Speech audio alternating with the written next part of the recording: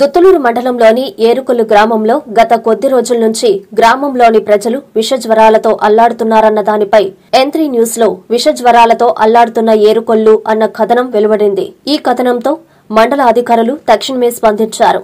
Medical officer doctor Ayub, MPDO ప్రసాదుల ఆధ్వర్యంలో గ్రామంలో మెడికల్ క్యాంపు నిర్వహించారు. గ్రామంలో ప్రతి ఇంటికి వైద్య సిబ్బంది వెళ్లి ఏమైనా ఆరోగ్య సమస్యలు ఉన్నాయా అని తెలుసుకుని తక్షణ చర్యలు చేపట్టారు. అదేవిధంగా పారిశుద్ధ్యంపై ప్రత్యేక దృష్టి సారించాలని సిబ్బందిని ఎంపీడీఓ ఆదేశించారు. గ్రామంలో ఇళ్ల మధ్య పేడదిబ్బలు, పారిశుద్ధ్యం ఉంటే వారికి నోటీసులు అందజేయాలన్నారు. లేని పక్షంలో వారిపై శాఖాపరమైన చర్యలు తీసుకుంటామని ఎంపీడీఓ హెచ్చరించారు. ఈవో పీఆర్డీ మురళి, కార్యదర్శి వెంగళరెడ్డి, వైద్య సిబ్బంది, సచివాలయ సిబ్బంది, పంచాయతీ కార్యదర్శులు పాల్గొన్నారు. దుత్తులూరు మండలంలో ఏరుకొల్లు గ్రామ పంచాయతీ సచివాలయం ఏరియాలో జ్వరాలు వస్తున్నందున గత నెల 31/12/2023 తేదీన మన మెడికల్ క్యాంప్ పెట్టి సర్వే చేయడం జరిగినది. తదుపరి జనవరి 31 కూడా సర్వే చేసి అక్కడ ఇంటింటి సర్వేకి 254 మందిని గుర్తించడం జరిగింది.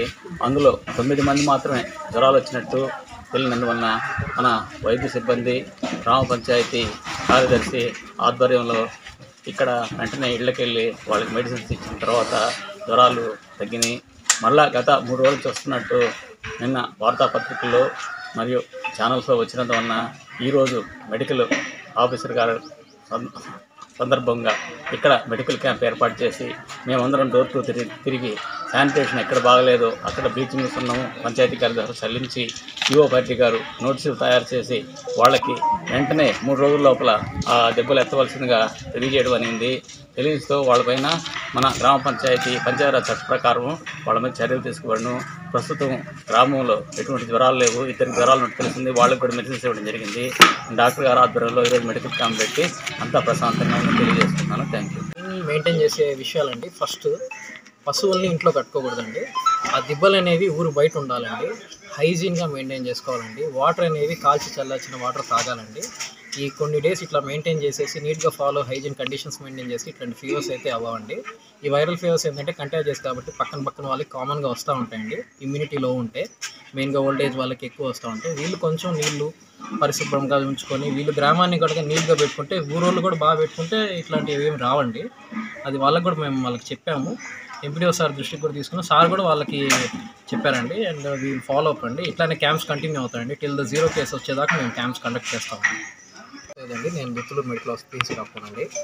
31న మాకు ఇంటిమేషన్ వచ్చిందండి. ఇట్లా ఫీవర్స్ ఉన్నాయి, ఇక్కడ ఒకసారి క్యాంప్ పెట్టమని ఎంపీడీఓ సార్ ఇంటిమేషన్ ఇచ్చారండి. ఫ్రమ్ 31 నుంచి 1-2 ఫిబ్రవరి దాకా మేము క్యాంప్స్ చేసాం. ఆ తర్వాత కంటిన్యూషన్ కూడా చేసామండి. హౌస్ టు హౌస్ ఒక 265 హౌస్ హోల్డ్స్ చేసామండి. టోటల్ 265 హౌస్ హోల్డ్స్లో 9 పేషెంట్స్ వరకు ఫీవర్స్ వైరల్గా అనిపించాయండి. వాళ్ళకి ట్రీట్మెంట్ ఇచ్చాము. And we refer high risk ఉన్నదంతా చెప్పామండి. అంతవరకు అయితే నార్మల్ అండి. అంతవరకు నిన్న మళ్ళీ న్యూస్లో అడ్వాన్స్ న్యూస్ ప్రకారం మళ్ళీ డిఎంహెచ్ఓ గారు సార్ ఆదేశాల ప్రకారం మళ్ళీ ఎంపీడీఓ సార్ వాళ్ళందరూ కాల్ చెప్పడం వల్ల మళ్ళీ వచ్చామండి. వచ్చి ఇప్పుడు సర్వే చేస్తే ఫీవర్స్ ఒక 2 కేసెస్ మాత్రం కొంచెం ఉంటే వాళ్ళని రిఫర్ చేస్తున్నామండి. మిగతా కేసెస్ అన్నీ ఏం లేవండి, జనరల్ బాడీ పెయిన్స్ ఉన్నాయి. దీని రీజన్ వచ్చేసి దిబ్బలు ఉన్నాయండి ఎక్కువ. శానిటేషన్ లోపల అన్హైజీనిక్ ప్రాక్టీసెస్ ఎక్కువ ఈ ఊళ్ళో కనబడుతున్నాయండి. అది ఎంపీడీఓ సార్ దృష్టికి కూడా తీసుకెళ్ళామండి. సార్ కూడా వాళ్ళకి నోటీసులు ఇచ్చారు. అవన్నీ క్లియర్ చేసేసి ఆ స్టాక్ వాటర్ కానీ ఇంట్లోనే పశువులు కట్టుకోవడం ఇవన్నీ చేస్తున్నారండి.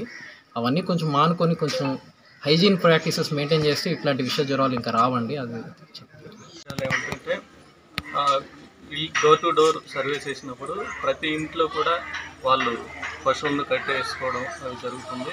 వాళ్ళకు కూడా అవగాహన కల్పిస్తాము. అలా బయట సెక్యూరిటీ దూరంగా తెలియజేయడం కూడా జరిగింది. ఇంకా ఒక ఏరియాలో ఒక 3 పేడ దెబ్బలను కూడా గుర్తించడం జరిగింది. వాటిని వెంటనే మేము కార్యదర్శి గారికి చెప్పి వెంటనే రిమూవ్ చేయిస్తాము. శానిటేషన్ సమస్య లేకుండా ఈ జ్వరాలు తగ్గే వరకు ప్రతిరోజు బ్లీచింగ్ తర్వాత రిపేరింగ్ చేయించడం జరుగుతుంది.